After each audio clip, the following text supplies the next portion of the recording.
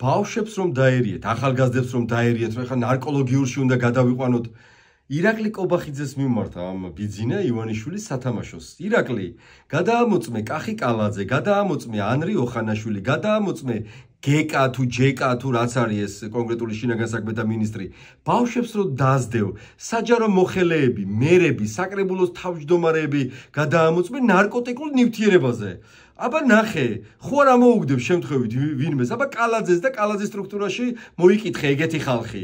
რაღაცა მკვლელ ნარკოტიკებთან მარტო მოხმარება კი არა. გასაღებაში ვინმე ხომ არ არის ეგეთი, ვინც შეიძლება ხელს უწყობს.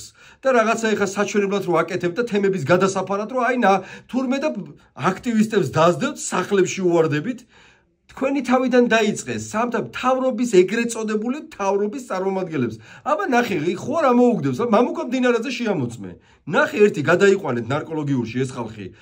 ყველას კარგად ესმისო, თქვენ ხართ მთავარი ნარკობარონები, მთავარი ნარკოტიკების შემომტანები. თქვენს გარეშე ქვეყანაში ნარკოტიკი როგორ შემოვა? ბიძინა ივანიშვილის გარეშე ქვეყანაში ნარკოტიკი როგორ შემოდის, როგორ საღდება?